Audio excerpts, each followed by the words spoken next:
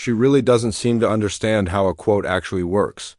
Like, the entire concept of quoting someone is that it's word for word verbatim, not kind of what they meant, not close enough, and definitely not how I interpreted it in my head.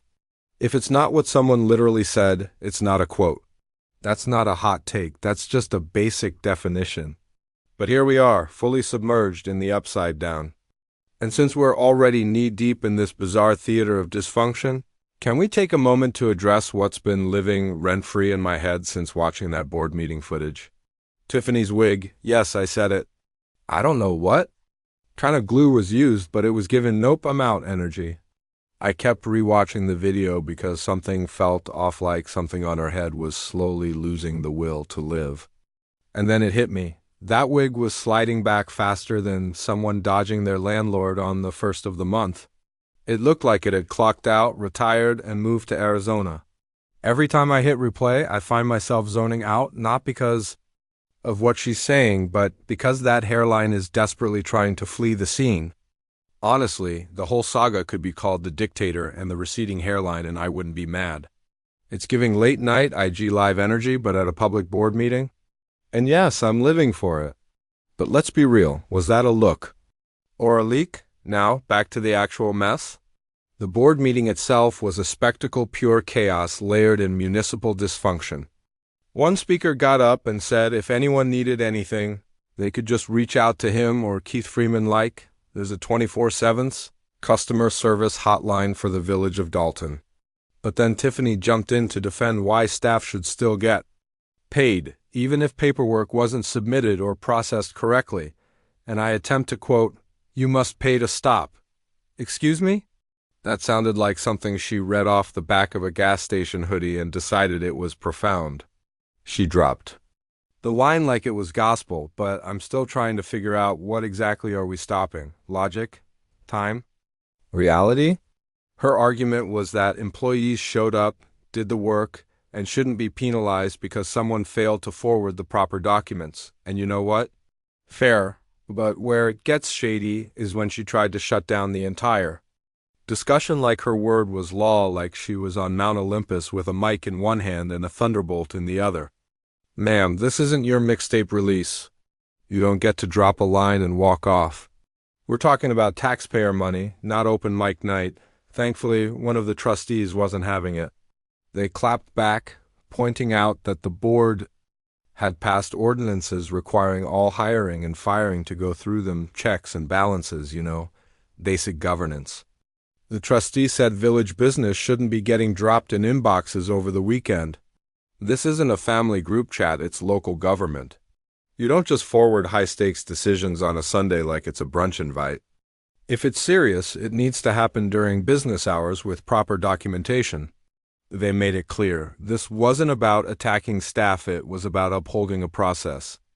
Because if there's no system in place, then what exactly are we doing? You can't just operate off vibes and figure it out later. One trustee even had to call Keith Freeman on a Sunday just to figure out what was going on because, surprise, no one sent the documents in time.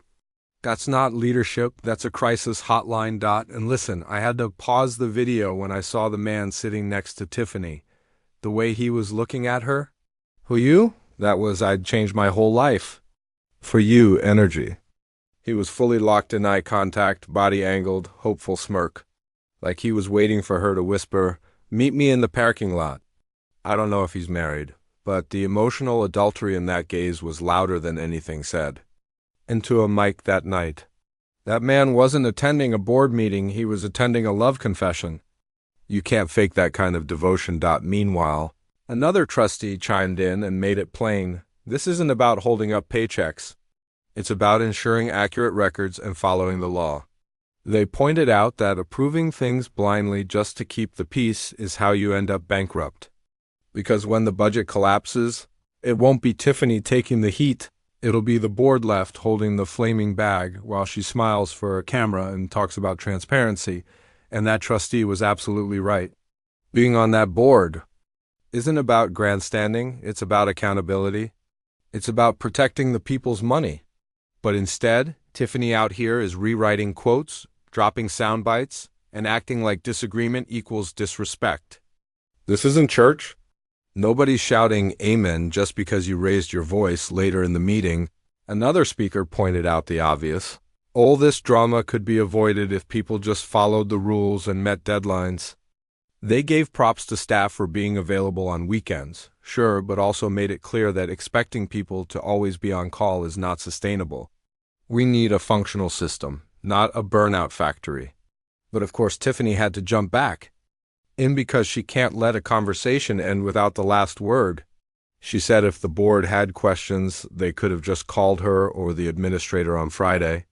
Claimed her phone is always on, that she and Keith talk constantly. Girl, that is not the brag you think it is.